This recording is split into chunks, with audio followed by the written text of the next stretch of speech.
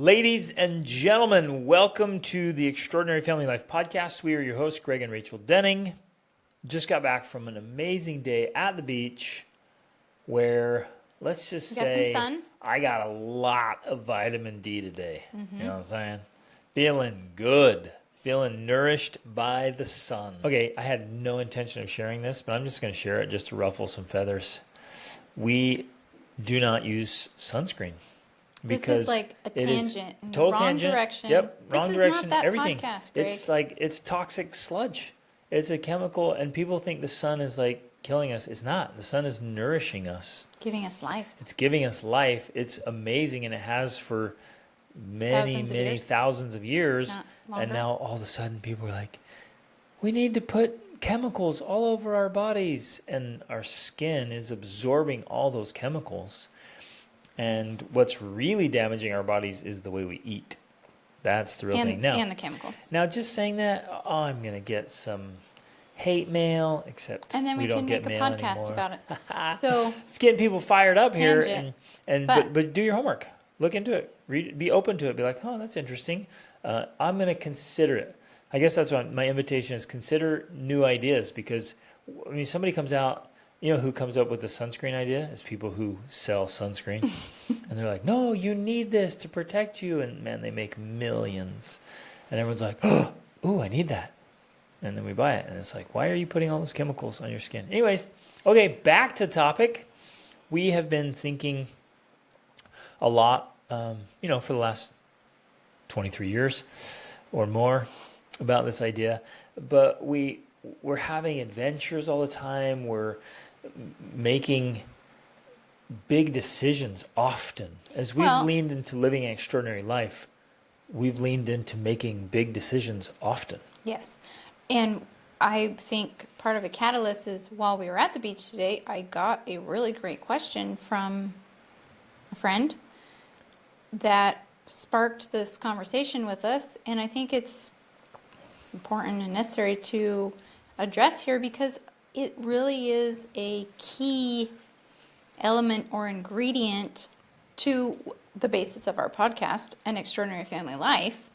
You know, we have to be able to understand this process and embrace it and move forward with it, because without it, we end up living a life that's less than extraordinary. We end up living a life that's maybe not full of what it is we actually truly desire or actually want. And so for me, that's the catalyst of this conversation.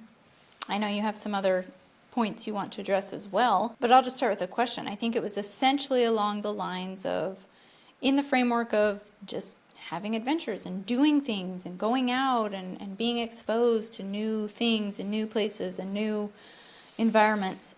The question is along the lines of, have you ever, specifically referring to our family, come upon some adventure or experience or goal that you're pursuing and felt so overwhelmed by it that you decided not to do it? It was in essence that, something along those lines.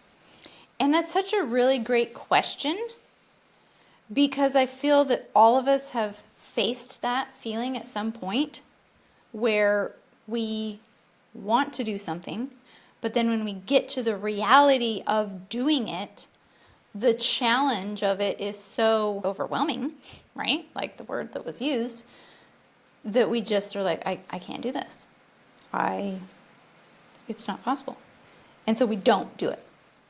Now, as I'm speaking here, because part of my answer to her at the time was, well, yeah, we have, but I couldn't think of a time right then when we backed away from it, because we're going to go into that. Why?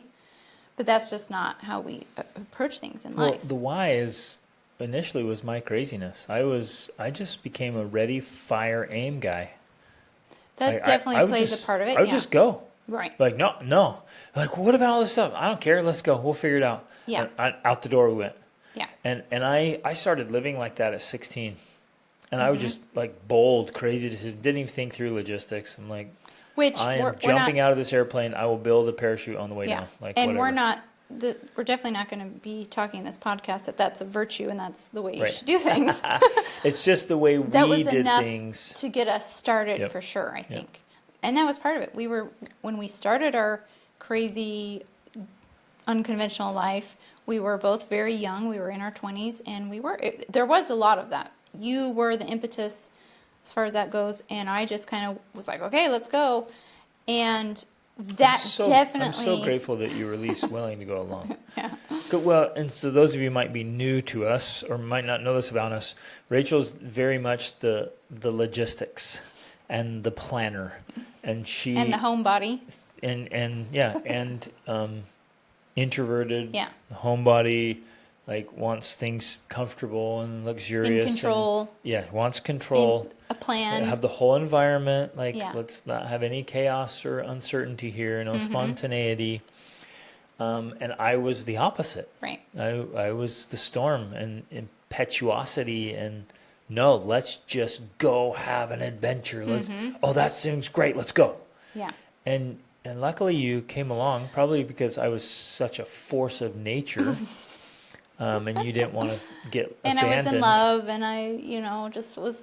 It was exciting. I feel like it was. It was exciting. Very exciting. And it led to a genuinely feel epic like- life. Oh, totally, it did. And I feel like I had a lot of trust in you of like, okay, like you never seemed hesitant about it. You're just like, we'll figure it out. Yeah. And I believed that. And we did. We did. Yeah. I guess, let me pause. That's why I wouldn't recommend it. This wouldn't be an episode of like, hey guys, you should just go for it and figure it out later. I don't think I would recommend that Right. to anyone, because here's why. I knew what I was either A, capable of, or B, capable of becoming. I knew myself, and I knew that I was willing to put in all the work to figure it out. Like, if we get down there and it's a tough situation, I know I have what it takes to get us out of it. Right. Not everybody does that. That's why I can never give that advice, that just recommendation. anybody. Hey, just go for it, because I don't know what you're made of. Right. I don't know what kind of metal, METTLE. I don't know what kind of metal Or is grit. inside of you. Yeah. I don't know what you've got. Well, and you might get down there and throw in the towel, and they're like, oh man, now you're toast. And in reality, because yes, we took that sort of path where it was just very impetuous and we just went for it, but it worked out because you were willing to do that. And so when the challenges came, which they did, trust me, they came, you just did whatever you had to make it work. Yep. Whether that was literally carrying 3 children at a time out of a canyon, because that happened. We went on this 5-mile hike. It got dark. We had 3 children you were carrying. I was carrying the baby. Like, you just did you just muscled through whatever had to be done and did it with a smile so that it worked out.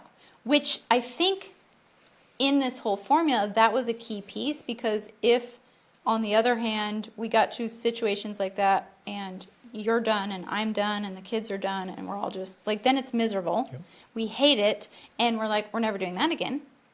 But instead we learned to love adventure because you made it fun and exciting even at the hardest and worst parts. Even when we all just wanted to give up and cry, you helped us get through, and that just like nurtured the desire for more adventure because, oh, actually that was fun. It was good. It was hard. It was so hard, but that's also what made it fun.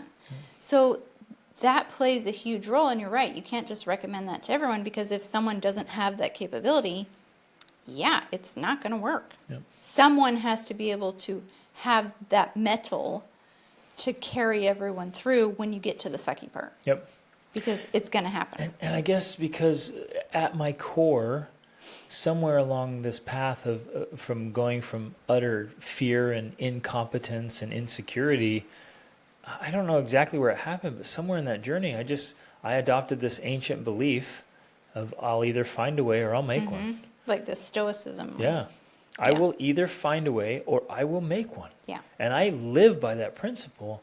And so when I say, hey, let's go down this road, I have committed to like whatever's down there. Exactly. We don't know. We have no idea what we're facing. Whatever's down that road, I'll either find a way or I'll make one. Right. And that's why we've been able to do so many things. Exactly. So going back, on the beach there, I couldn't remember a time when we faced something that felt overwhelming. Okay, wait. Everything, we're going to get into this. Everything we have faced has felt overwhelming. Every big decision will. Every big decision, every big dream, every big trip we've planned, it's always felt overwhelming at the beginning. But I can't remember anything in the last 10 or 15 years that we faced that was overwhelming, that because it was overwhelming, we decided not to do it. That has not happened. Yeah, that's never been Which I want to... in my framework. Yeah, which I want to talk through that because I think that's important and in my mind a key emphasis of this episode. But while I was introducing this episode, I did remember one experience early on, and I think that this did happen early on in our marriage. And you might think that this is a weird example, but it's the one that came to my mind, so I'm going to share it. I'm so intrigued. I know. have no idea what you're going to say. We adopted, and again, whatever, people know we're weird. We adopted our first child. And somewhere along the line, I had read that even if you had not given birth, it was possible to induce milk to breastfeed adopted babies. Okay, so of course right away people are like, whoa, that's weird. I'd never been pregnant before, but I wanted to try it. I wanted to try to breastfeed my adopted baby, and so I tried to induce milk. There was like herbs you could take, there was like nipple stimulation, this is getting weird, I know, but like this is a whole thing.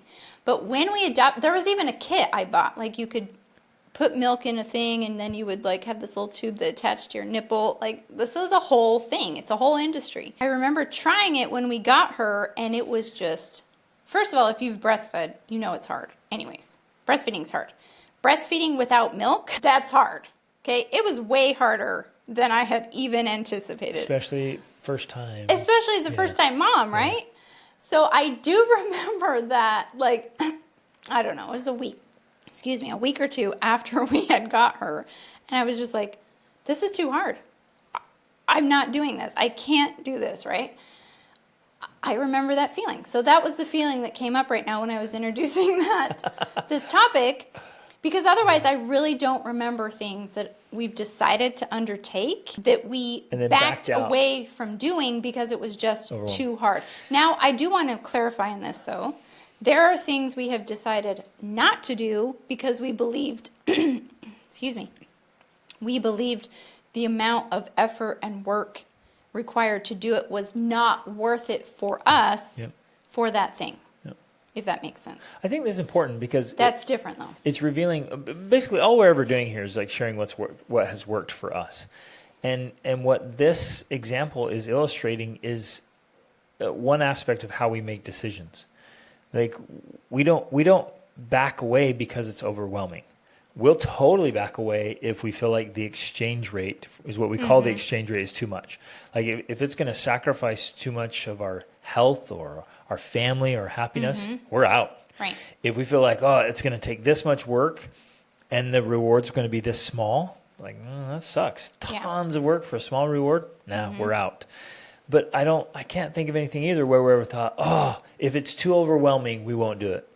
Like that's just not how we play. And I think because of what we explained before, that we began pursuing an unconventional lifestyle with this ready, fire, aim approach, that actually was helpful in a lot of ways because it gave us a lot of experience. We really went out there and we, one of the success principles, I think, in Jack Canfield's success principles is like, in order to succeed, you have to fail more. And we did a lot of failing in those early years just by doing that, like jumping out of a plane. Just not literally, trying. but, figuratively, we're just trying all of these things. We're just going for it with very little plan, very little thinking ahead almost, which, seems impetuous and stupid and not wise. And I think all of that's true, but because of the mindset we had, because of our situation in life, we just did it anyways, and that gave us so much life experience. Like tons and tons and tons of life experience. And because we had all that life experience, we learned that anything that you pursue that's worth doing is going to be, one, way harder than you imagined it would be. In fact, some people say it'll be 10 times harder than you imagined. It'll take 10 times as long, which essentially those two things are the definition of overwhelm. When you get into pursuing the thing you want, that you imagine this dream. In fact, I was just telling my son this the other day. I'm like, a lot of people don't realize that when you start pursuing your dream life, what you're actually doing is signing up for solving problems. Yep. That's actually what a dream life is. Solving problems. Learning how to think and make decisions and overcome and handle things step by step by step. That's the only way to actually achieve your dream life. But for so many people, that just looks like and feels like overwhelm. Right. And for many people, just to hear that, they're like, oh, I'm out. Right. I'm out. Wait, hold up. You're telling me a dream life is just bigger problems? Like, And more work? I'm out. Yeah. As though, and again, it's ironic and naive, but as though, like, if I don't pursue my dreams, I won't have any problems. Like, Yeah.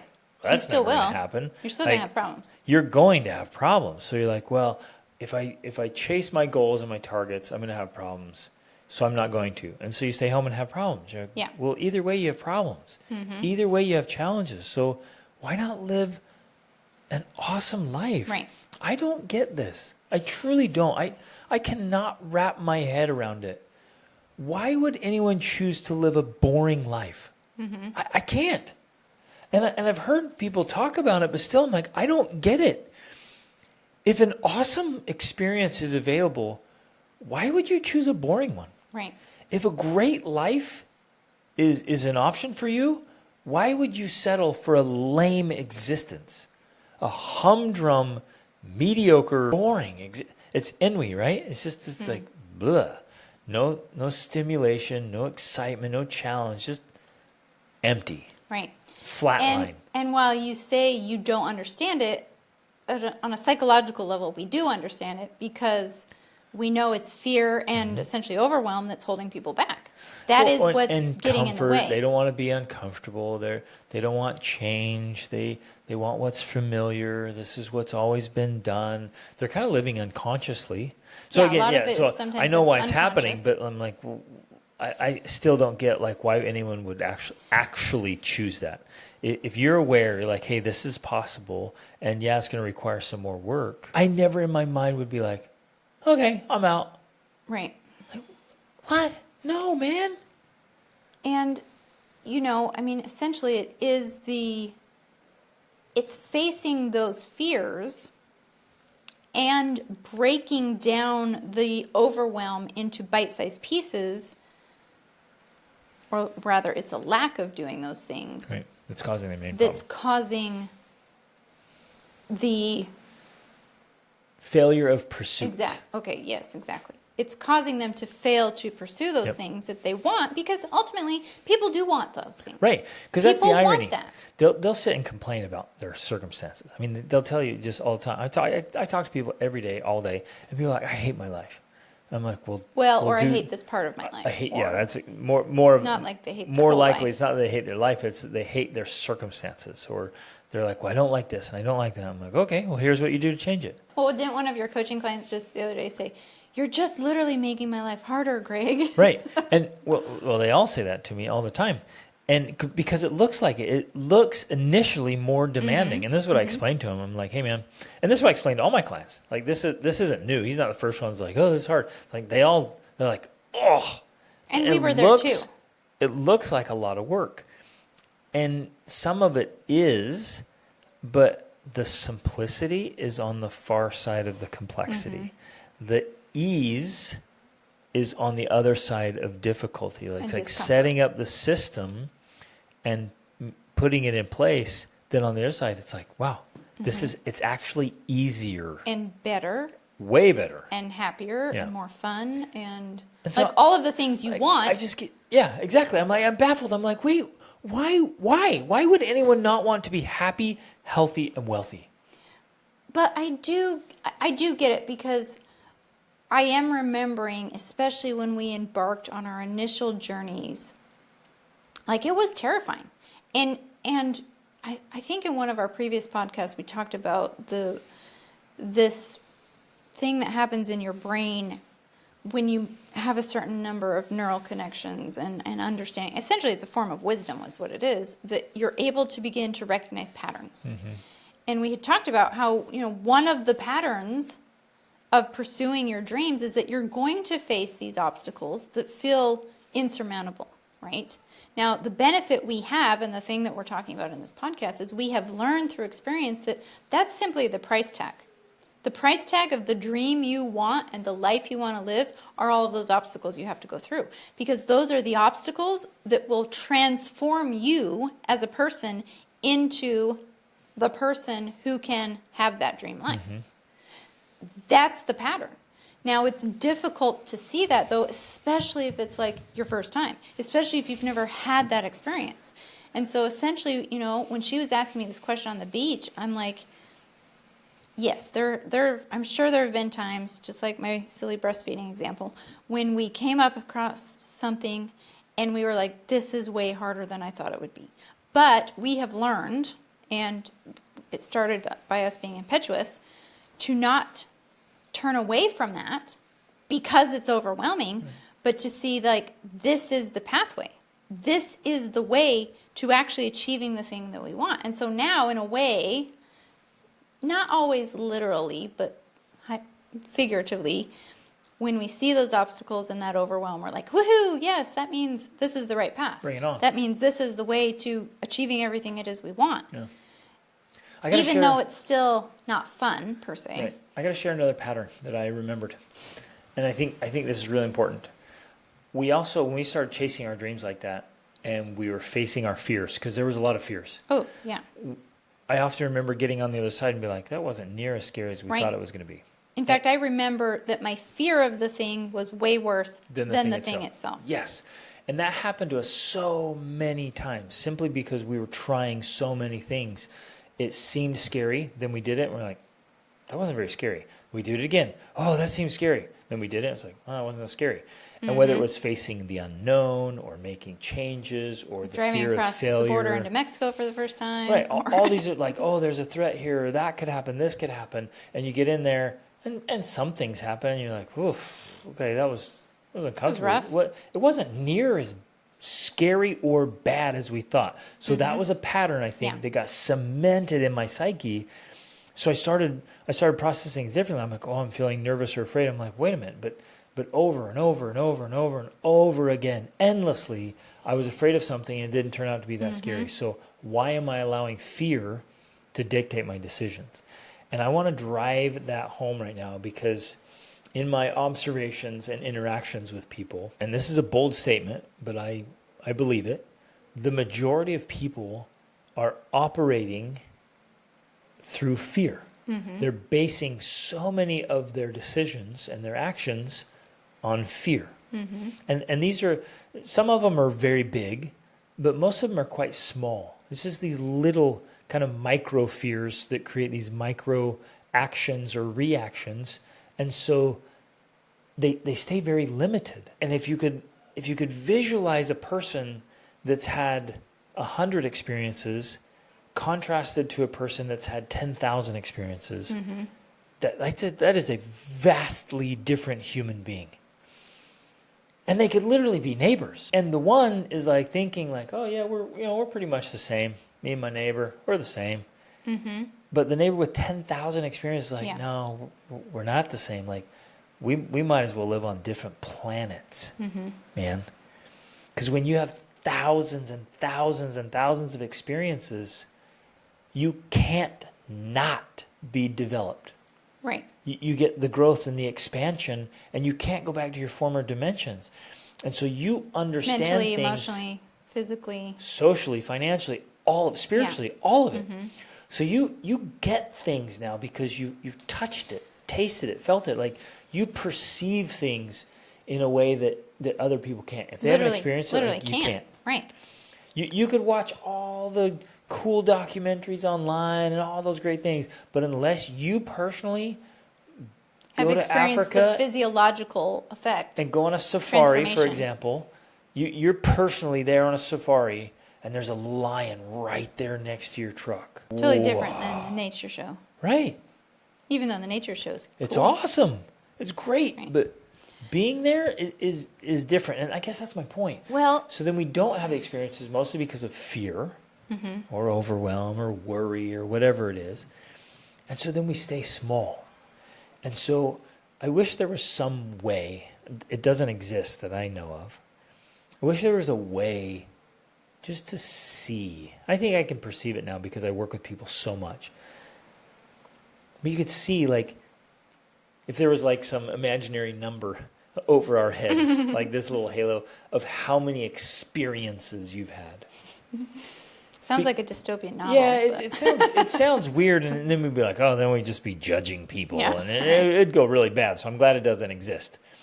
But just as a way of illustration for the principle, you could see how Be like, developed oh, okay. or underdeveloped Yeah. a person is. No wonder you do that thing Right. because you've either had or not had that many experiences. Exactly. So Yeah, it would be you meet some insightful. people and you're like, well, yeah, no wonder. Like, you've had so many experiences. Like, that's why our conversations are so engaging and so filling. We can talk about so many things. This is so interesting.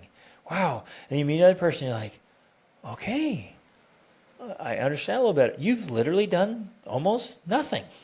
Right. You've never been anywhere. You've never tried new things.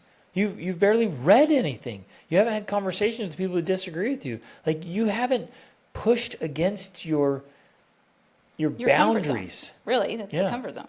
Well, and so, yeah, I mean, in this whole theme that we're going on, one of the reasons people are not able to or actively pursuing this dream life they want, whether they realize it's a dream life or not, but essentially pursuing what it is they want in life, is because they are pushing up against those fears.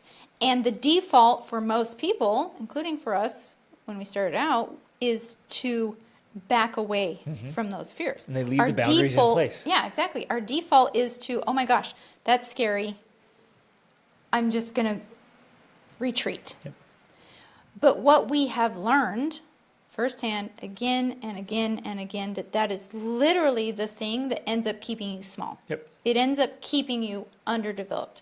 And the only way to actually become the person you want to be is to push through those boundaries. You have to. When you face that boundary, when you have that opportunity, because really I see that as an opportunity. And this comes back to answering the question from my friend.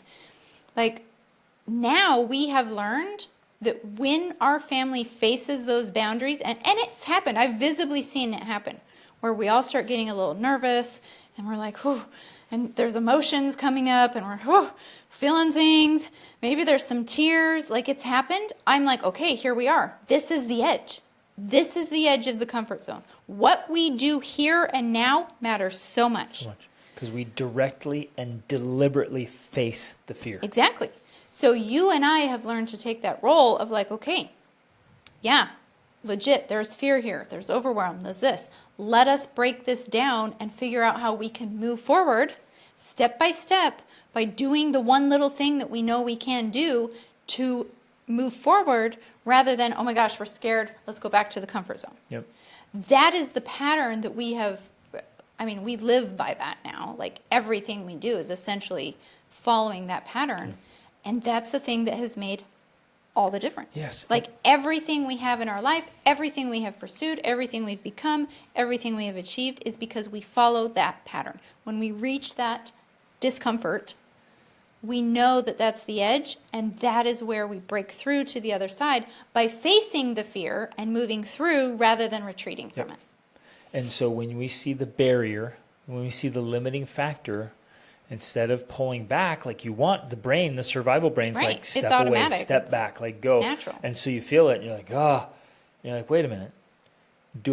Is there something genuinely, truly scary here? Because fear isn't always a bad thing. It's to keep us alive and keep us safe. It's helpful. But a lot of our fears are bogus. Yeah. Like our fears aren't facts. And so you stop and say, is there something truly, truly scary here? And your survival brain's like, yes, of course. I'm gonna Run for your die." life. We're all going to die. You're like, wait a minute, stop. Just calm down for a second. Is there something truly scary? And you look and you're like, well, have other people done it, right? Are they doing it? That's where you stop. It's like, okay, well, this seems scary. Are other people doing it? And you're like, well, bro, there's a lot of people doing it. Mm-hmm. And okay, let's look at the results. Yeah. Wow. Okay, so this must be my imagination making this scarier than it actually is. So in some ways, I guess visually, just to walk through this, you and I will walk up to the barrier and start looking around like, okay, it feels scary. It feels uncomfortable. Let's look around. Let's peek over the barrier. Well, in a lot of ways, there's analogies to cliff jumping. Like our son and their friends have been doing a lot of cliff jumping lately. And every time they describe that, there's always that fear of standing at the edge. And, it's terrifying. And it's natural for our bodies to say, danger, this is dangerous, because there is potential danger there. But the thrill of then actually jumping over the edge and landing in the water, and they love it. They absolutely love it. They can't get enough of it. But I think Because that's a they're perfect facing analogy. fears. Exactly. Yeah. Because it's a perfect analogy for this border between the comfort zone and the unknown, Right. because it's a very similar thing physiologically for us to face that unknown, to look over the edge, to be afraid of what's over there, to feel like it is dangerous because, there's potential danger. But then the thrill of pushing through, of taking that leap, that's where the power lies. And if we refuse to go through that process, we literally can't grow. We cannot grow. We cannot develop. We cannot become a more fully enlightened person. There's so many levels there, mentally, emotionally, physiologically, spiritually, that are happening, that are contributing to the development of the person, that it's such a valuable experience that is now what we seek out. And in fact, whenever I see my kids afraid or nervous or whatever, I love to now help them process that, and we'll talk through it. We'll address all of their fears. We'll let them bring it up. If there's tears, well, in fact, okay, I think I want to share this story because you guys, if you listen to our episode about Mongolia, when we did our Mongolia trip in July, then you know that our 10-year-old fell off a horse at a full gallop. You actually rode up next to her. Your horse was at a full gallop. Saw her bounce off, tried to grab her, got a hold of her jacket. But of course, she was too heavy to hold with one arm. And so she got dragged around along the ground for a little bit. And then you fell off, I don't know, on top of her, but somehow rolled around together. And then you picked her up and held her in your arms. I mean, it was a challenging fall. It was not just a little drop onto the ground. It was a real deal. Now, amazingly, she didn't get hurt. In fact, she didn't even have any scratches on her face, which was incredible. She got back up, she got right back on her horse, and she walked back to camp. And it was amazing. But the thing that happened after was the most important part. And that was she cried. She was afraid. She was scared. And we spent a good, I would say, 45 minutes to an hour, me and her in the tent with her crying and talking through all of the trauma, quote unquote, of it happening and what happened and what might have happened and what she didn't like and what she was afraid of in the future happening. And we addressed all of it. And I think that is a super, super valuable process to helping you or your child be able to move through things that happen to them so that then in the future, they don't have that fear anymore. In fact, it came up today, and it was funny to me that she almost forgot that she had fallen off a horse. She was talking about her time in Mongolia and how much she loved it and all of this. I'm like, yeah, I remember you fell off the horse. She's like, oh yeah, I did. All of her associations with horses are positive. It was all positive, despite the fact that was a very traumatic experience, because it wasn't just a simple teeny little fall. It was kind of it was a big deal. And it could have been really bad. Right. But processing all of those emotions is what helps her move through it. So now she doesn't live in fear, but can have the confidence to continue to do hard things and scary things and try new things. And this is such an important principle because most of us we want to desperately cling to our fears. Yeah. We want to right. hold on to them. I see this a lot when we're inviting people to try new things and make changes and attempt things, go out and have a new experience. Which is essentially our whole life in our business. whole life is this. And we're like, hey, well, try this. It's exposure to something new and uncomfortable. And it's so fascinating to be an observer in that process, because the survival brain kicks in and people will cling and claw desperately to hang on to their fear or their conviction of, I guess it makes them feel safe or comfortable. Again, it's a lie. We want security, and so we hold on to it. But it's interesting watching how much they'll fight to remain, even when there's so little actual threat. Well, And it makes people uncomfortable sometimes to be around us. it definitely does. But I want to say that, I feel that it's understandable, because that is how the human body works. And I mean, if you think about our history as human beings, there's value in holding on to some of those experiences, because then that's how we learn. Because then we can teach our children or our grandchildren or the neighbor, like, hey, watch out for that cliff over there or that cave because it has a lion, or, we're able to pass on information that's valuable. But I think especially in our day to day, when our threats are almost not real threats, you know what I'm saying? Like, a lot of times we're scared of simple things. We're afraid of getting a negative comment on social media. Well, yeah, there's things Seriously, like that. that's a real thing. But, okay, another fascinating aspect, too, because I was thinking about this on our Mongolia trip, where it was a trip that was a real-life adventure. Like, there was a real danger. In fact, we had multiple people fall off their horses. You fell off twice, at least.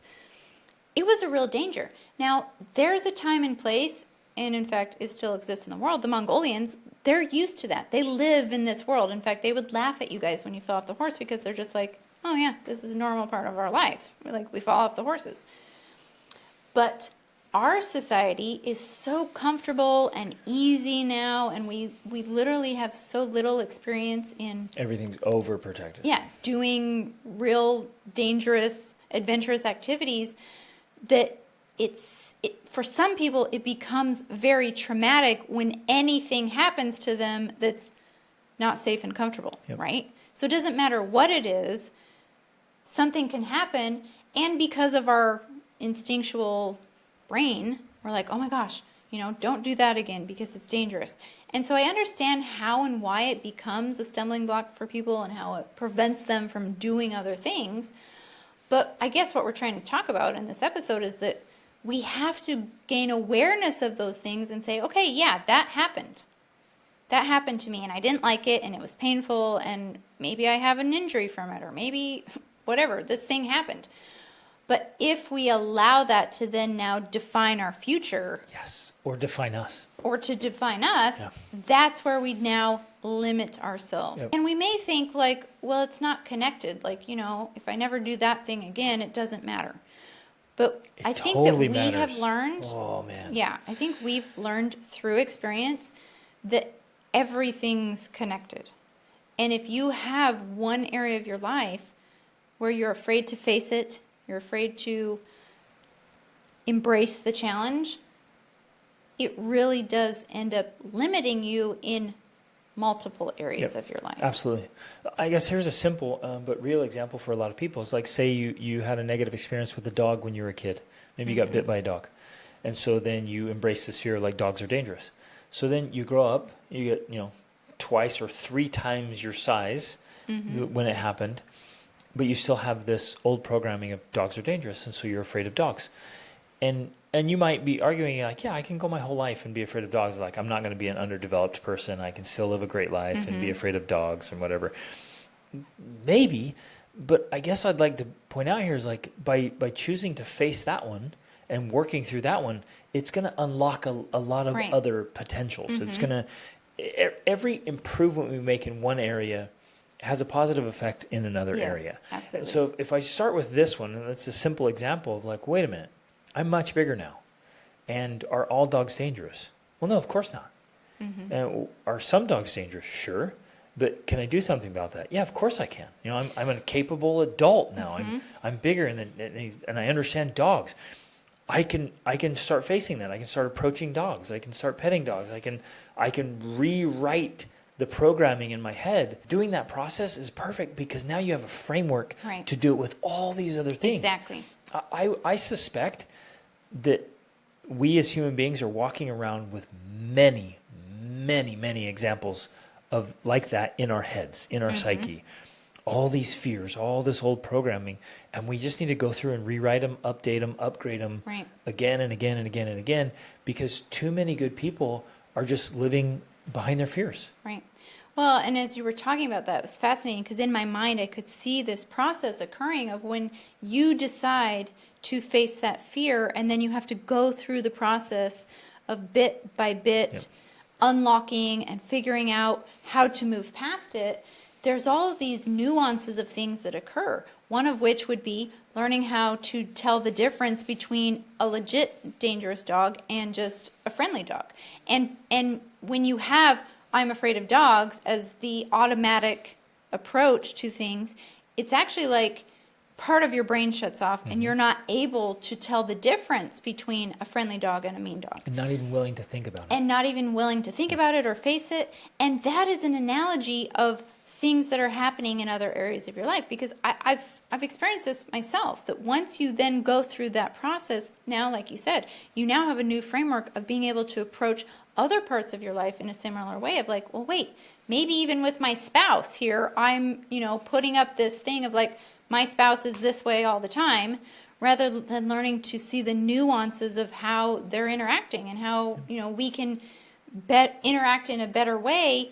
Simply because I've learned a new skill of facing a fear and moving through it and gaining new tools for being able to face something I used to be afraid of. In my mind right now, I'm just processing hundreds of examples of this from our own lives and from all the people we've been able to work with.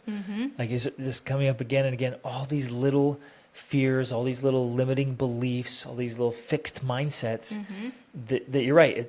It becomes, that's right there. There's the limit. There's the boundary of anything from, well, kids are this way, toddlers are this way, teens are this way, marriage is like this, religion's like this, motorcycles are that, Mexicans are this way, Muslims are that way, like whatever. You could just go through all these things. And again, I want to really emphasize this. Those of you who are listening, and every one of us, we have hundreds, if not thousands, of these little limiters, these little boundaries, and we need to start working through each of them. And the more we work through them, the better we get at it, and the faster we start eliminating them. And I know, because I've experienced myself and I've helped others, some of them, when you eliminate it, you eliminate one, and it automatically dissolves 4 or 5 like a domino of them. effect. Yeah, it just takes them out. So you're like, let's get rid of this one, and bam, immediately when that's gone, 5 to 10 others are immediately gone as well. Right. And you're like, now I have so much freedom in and my life, and I can try all these new things. I'm actually enjoying an experience that I used to hate. besides the fact that you actually, and this is real metaphysically, you free up energy that was previously stuck to now focus on different things. So you have all of this, because it takes energy to be afraid and to resist something. That requires energy. We don't really think that that's a thing. It's automatic and we're just doing it, but it really is it's using mental, emotional, physical energy to resist and to be afraid. And when you overcome that, you now can take all of that energy to use towards mastery of whatever it was you were afraid of. Directing your life in the right direction. Besides the fact that, because we're talking about, being afraid of dogs, and that seems like a silly thing, and you could go your whole life without being afraid of while still being afraid of dogs. But if you have that your entire life and you never face that fear and learn how to push through it, you miss out on gaining the skill of how to overcome your fears, which is one of the most valuable things you can ever learn. If you can't learn how to face and overcome your fears, you will live a limited life. Big time. It's just that simple. And so will your kids, because they will follow your lead. You have to face those fears and you have to move through them if for nothing else, to gain the skill Yep. of being able to do it. Exactly. And so for us at this point in our life, anytime we do face those fears, okay, most of the time, when we do face those fears, we push through them. We move ahead because we've learned to recognize this pattern, to know that this is the key. This is the way. This is the way to becoming the person I want to become, Yep. to achieving all of the things I want to achieve. Facing the fears and pushing through is how I get there. Facing overwhelm and then breaking it down step by step and moving through it is how I get to the other side of my comfort zone or discomfort zone, to achieving and having everything I want. Yes. I think it's worth adding to this so that we understand because you might be like, you guys are making a big deal out of these little things. Like, I can go my whole life and it's not a big deal. But I think there's unexpected collateral consequences for simple things. Even let's do the fear of a dog, or the fear of water, the fear of fire, the fear of motorcycles, whatever it is. Pick your fear and your little thing, and you think, I don't need to fix that. I don't need to face that. It's not a big deal. It's not gonna limit my life. Because of all of our experiences, I can already think of examples where a fear of dogs could keep you from meeting somebody Or traveling. really awesome. Or going to a certain place or cool place because there's dogs there. Or water, some fear of water or fire or motorcycles or whatever. You just pick your thing, a fear of flying, of airplanes, of trains or whatever. We come up with these things and we just put that limit there and we say, no, I can do all these other things and I don't have to face that one. But what you're automatically doing is just closing off these sections of life opportunity or and possibility. opportunity. Yeah. So you're closing the door on this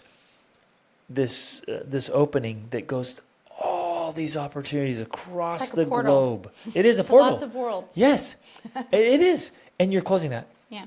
And you're saying it's not that big of a deal.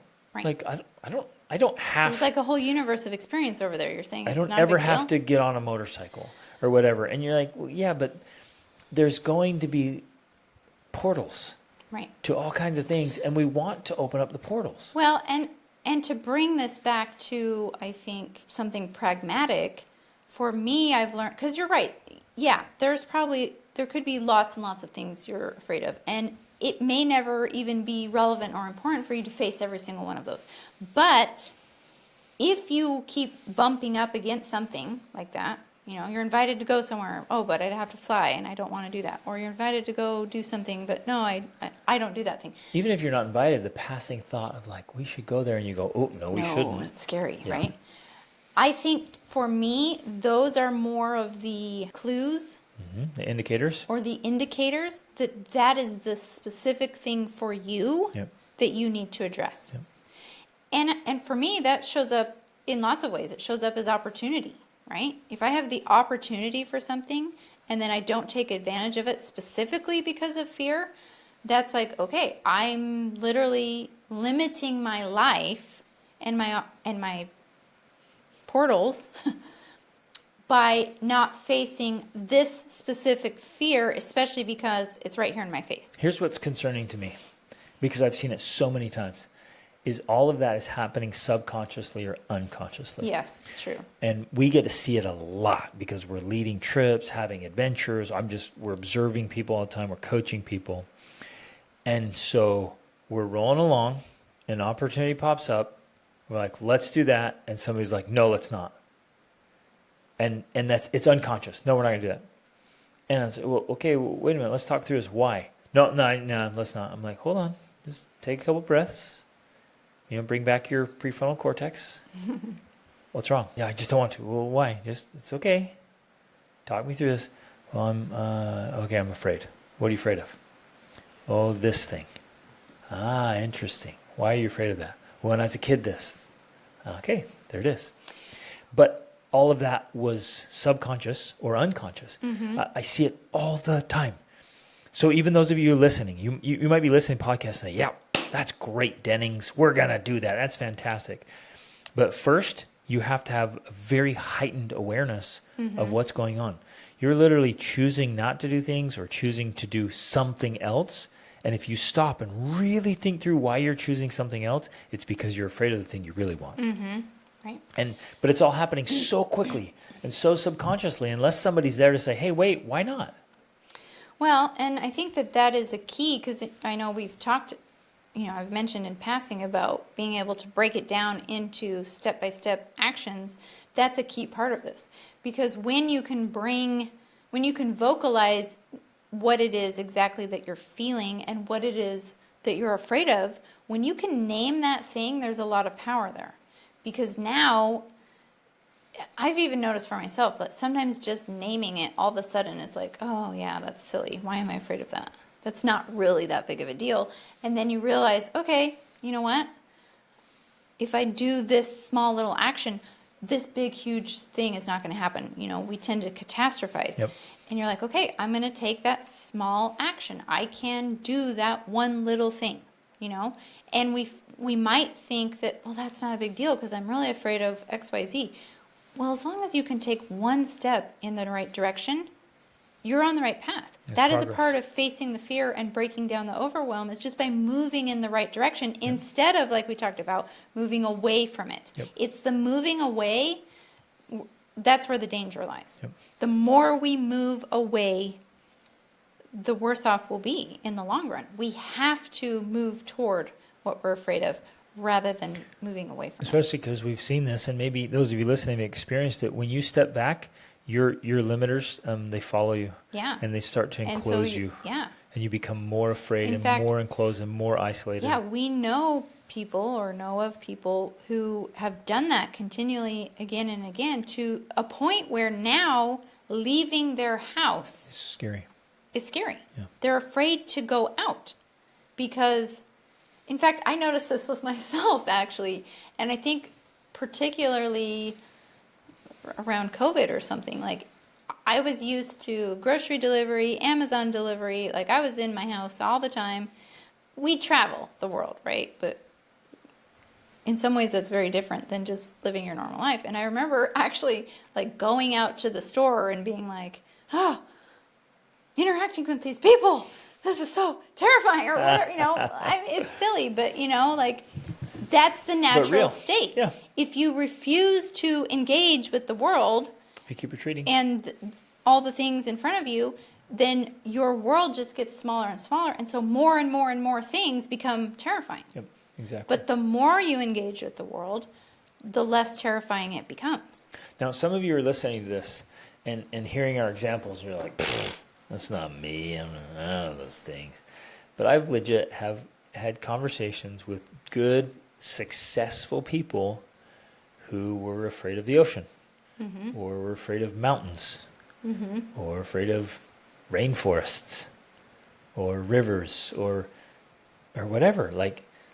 And they're there, and maybe it's talking to new people, or maybe it's talking to strange people. Maybe it's a fear of failure, or maybe it's a fear of looking like a failure. And the key is, so those of you listening, I want you to really embrace this. Really take this to heart. And some of you might be thinking, this doesn't affect me that much, or whatever. Come hang out with us. I tell people when they come to spend time with us, I'm like, hey, we'll have a good time, but fair warning, it's uncomfortable. It's uncomfortable to spend time with our family, because you'll simultaneously see that we're super chill, but we're also super intense. And when we go out to play, we play hard. And we go to work, we work hard. And we're squeezing the juice out of life. And for most people, oh man, that's a bit much. That's a lot. And people frequently the first couple of days, they're like, yeah, this is amazing. And then they slip back into their old ways quickly and easily, because it's a lot. If you and I want you to come on our trips and adventures. I want you to come stay with us and do this. But and I'm only saying this as an illustration, as an example. If you spend, and it could be with us, it could be with somebody else, but if you spend time, a good chunk of time with somebody who's consistently doing things that bump up against your limiting factors. And the same is true for me and you. Like if we go spend time with somebody else who's consistently doing something that bumps up against our fears or worries or limitations, there's that friction, that bumping. And it's like, oh, man, it's getting uncomfortable around here. And you might hang for a couple of days, but then afterwards, like, yeah, like you either have to face it and overcome it, or I'm going to retreat. And I guess my invitation to all of you listening is face them. Face them all. Put yourself in situations where you're going to feel it. And I know a bunch of you listening are coming to stay with us, right? We open up the World School Family Resort. We have a steady flow of families coming for the next like 6-8 months. And so a lot of you are coming to stay. And when you get here, we're going to have a blast. But I promise you can't not bump up against those fears and those limits, the barriers. We have to. And that's just the way you and I do life now. We're consistently searching out and bumping up against our own barriers. We're doing it with our children. But then when the people around us, like, it's almost unintentional, but it's just how we live. We're like, oh, we're going to try this. And they're like, yeah. Why? You're like, no, we're going to eat this way. We're going to do these things. We're going to try this stuff. And that's the point. An expanded life is a great life, where a constricted, limited life is weak. And hold on, let me share this one last thought. It's like, it just came to my mind. I think it was Socrates that said the unexamined life isn't worth living. This was at least part, I think, of what he was getting at. Is like, if you don't examine your limitations, your fears, your worries, the things that are holding you back, then you're not going to live very much. Right. You're going to be alive, but you're not living. Well, in essence, that's exposure therapy, which is, I want to talk about that in a second. But I also remembered my son was, he's 19, and he was telling me his bio on Instagram has a quote that says, the bold may not live forever, but the courageous, gosh, now I'm really killing it. The bold may not live forever, but the timid do not live at all. Something like that. I don't think that's the exact word, but something about timidity or whatever. And that's kind of the idea of like, yeah, maybe there's more risks involved, but you're not really living if you're not trying. Right. If you're not doing things and taking on risks, that's not really living. That's just not dying, like they say in the Croods, right? But I wanted to talk about exposure therapy for a minute because that, if you study psychology, that's one of the basic tenets, that if you have a fear of something, if you have a phobia, or you feel even a lack of competence, the key to overcoming that is through exposure therapy, which essentially means you just expose yourself to the thing you're afraid of. Yep. That is how you overcome. Now, this is true even with serious trauma. Serious, because we're talking about all of these things, and some of them seem trivial. But we're fully aware that there's real trauma that exists. There's sexual abuse, there's rape, there's violence. There's horrendous things going on. I guess what I want to emphasize is that this is used in clinical psychology. It's not just something we're making up. This is a real technique to help you even with those difficult challenges. Yep. There is a way to safely expose yourself to the thing that you're afraid of so that you can gain the competence and the confidence to know that you can face that and to be able to handle it. That right there is real power. And that's, in essence, the emphasis we're trying to make, that real power, really the power to live the life of your dreams, comes by gaining competence and confidence, which comes from facing and overcoming your fears. Yep. Or at least moving through your fears, even if you never overcome them, per se. And visually, we can see all of this on a spectrum, right? Where, and we have so much empathy and sensitivity to somebody who's experienced something extremely traumatic. Many of you have probably experienced something that I just don't understand because I've not been through it myself, and so I'm super sensitive to that and understand that, and there's a process there of healing. Then on the other end of the spectrum, I kind of want to rant here a little bit and drop the hammer.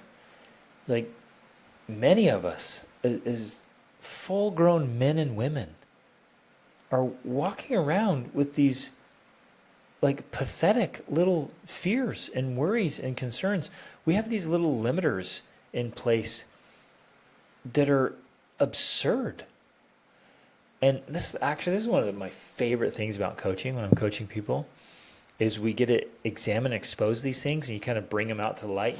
And I just say metaphorically, we're setting it on the table, or figuratively, like, hey, so what was that? Wait, well, you just said that in passing. What did you just say? And they're like, oh, I didn't even know. I'm like, no, hold up. You just said, and they're like, what? And we set it on the table. I'm like, did you literally just say that you're afraid of that? And when you say it out loud and you set it on the table, so to speak, they're like, yeah, that's okay. Now, like saying it out loud, looking at it, looks ridiculous. Like, yeah, it is ridiculous. Mm-hmm. And I guess I want to say that with love, but also with some frankness. Look at a bunch of wonderful human beings that are living these super limited lives because of a bunch of, the Spanish word just came to my mind, tonterías. It's just like, just a bunch of dumb little things. Just dumb things, right? And it's true. And it's not that I'm like judging. It's that I've worked with so many clients that when they say it out loud, they're like, that's really dumb. Mm-hmm.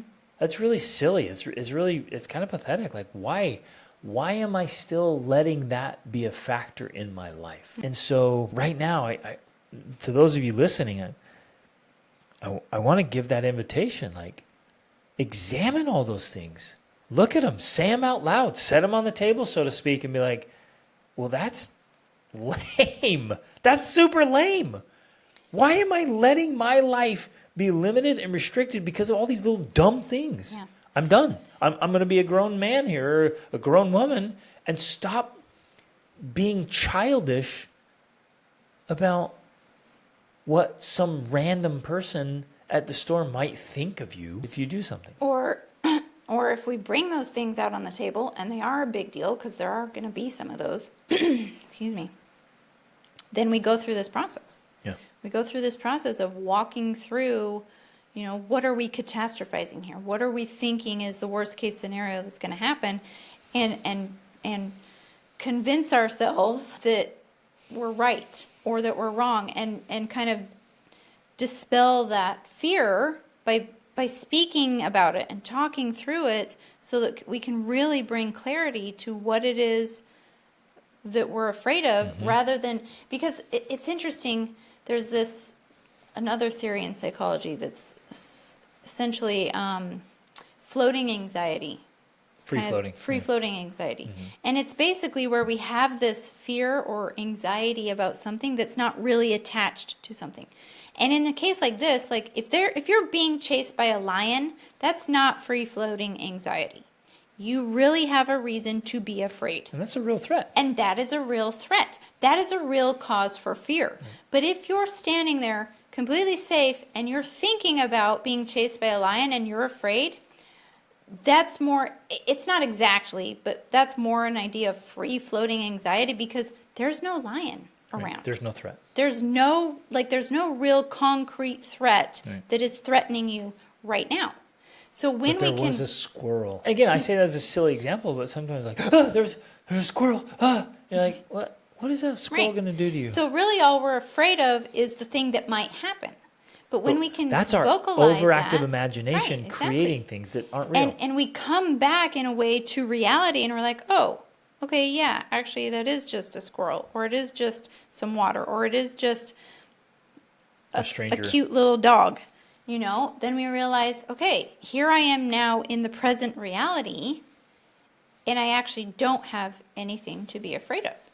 That is a type of the exposure therapy I'm talking about, where get out of our heads and get into the real world, and then realize, oh, I'm actually capable of doing this thing, or taking this step, or looking at that dog, In fact, I've heard Jordan Peterson specifically talk about, the exposure therapy, and he's like, he gave some silly example, but he was a clinical psychologist, and these are real things. Like, there was this woman who was afraid of balloons or something, And so the first step was just being able to have a deflated balloon in the same room with her, And then step by step, he would walk through to the point where now, okay, I can be in the same room with balloons and I'm not afraid anymore.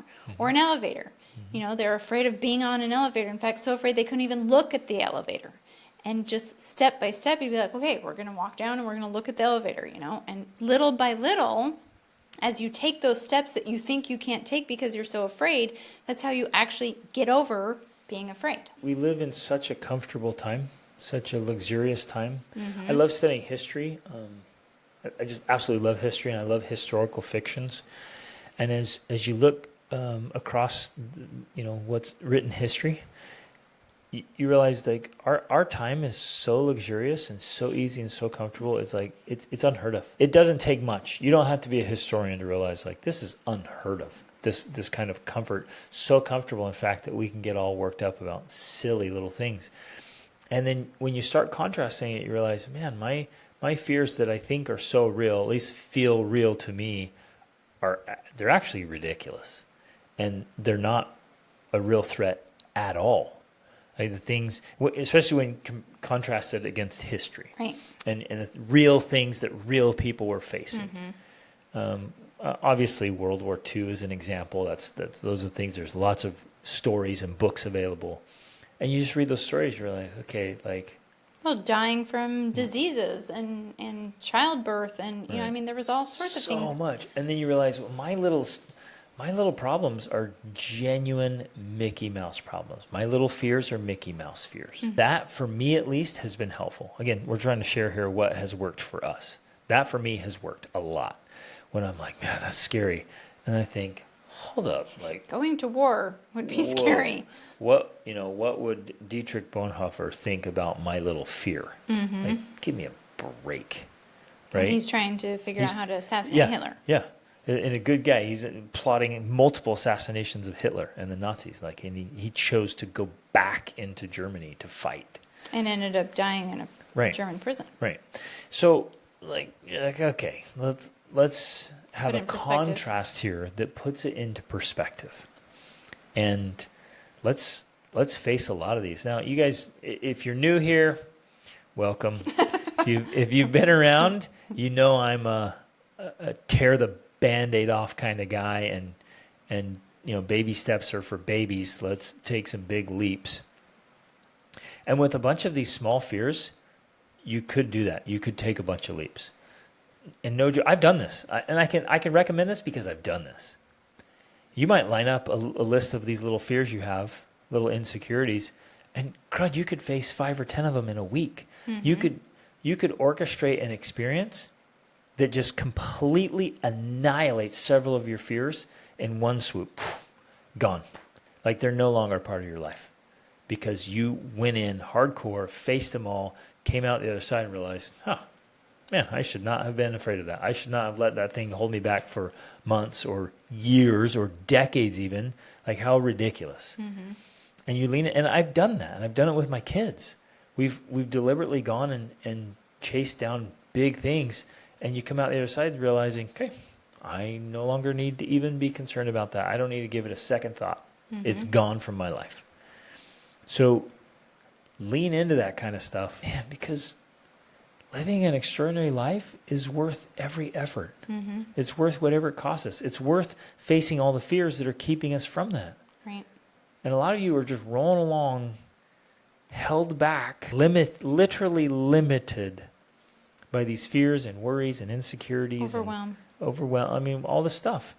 When you're not realizing that right there is the path to everything you want. Yep. So, okay, here's this. Your spouse will point these things out sometime. Don't resist it. Your friends, family members, total strangers will point it out to you sometimes. Don't resist it. This is one of those moments where we want to cling to it. We want to hold on to it. Be defensive and say, we super. And you're like, wait a minute. Why don't you just try it? Don't you back off.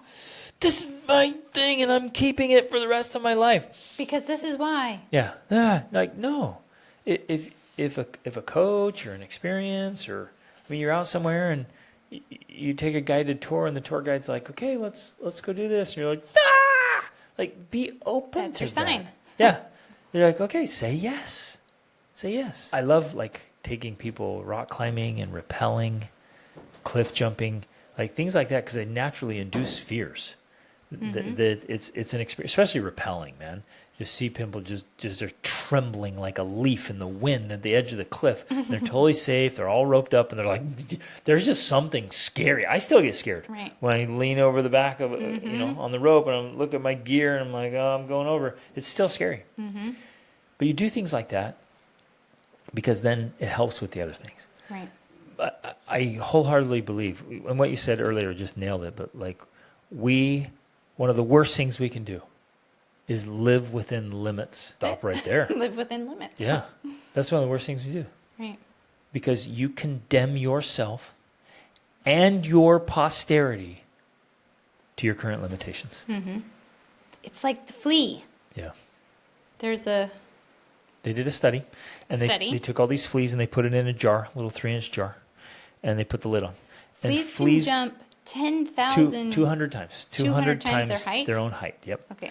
So, Which for like a human would be jumping like 10,000 feet no, like or 1,000 feet or something, I don't know. So, but a flea can jump 200 times its own height. Okay? So they put it in a little 3-inch jar, and for a little bit, the fleas would jump and smack against the lid, smack against the lid. They left them in there for a couple of days. This is a true story. You can research it. Not a story. It's a research project. They took the lid off. Study. And the fleas could have jumped out, but they didn't. They no longer jumped higher than the height of the lid. Yes. And then what was most fascinating and so important is neither did their posterity. We call it posterity or children, offspring. Neither did their offspring. Let that hit home. Jump higher than the height of that lid. The capacity, it had the potential to jump 200 times its own height, but their offspring only jumped the height of that lid. That is profound and powerful, and we see it with humans as well. Many times the parents are the major limiting factors for the kids. Yep. Right. And they're like, well, I want my kids to do things. I'm like, well, then you have to do them. You have to lead the way. Do not expect your kids to do things that you're not willing to do. Right. It's on you. If my kids are unwilling to do things because of limits that I passed along, it's on me. And if I want them to go past those limits, then I have to lead the way through that limiting barrier. Yes. Yeah. So important, so powerful. Okay, if you guys have any specific questions about this or any specific fears or worries and you want us to walk through it, send us a question. This would be a good one. This would be very, very fun. I would love that. Yeah. So if you've got one, you're like, hey, I don't know how to get over this, or this is one that's tormented me, or just reach out to us. Share those things. Love you guys. Thanks for listening. Reach upward.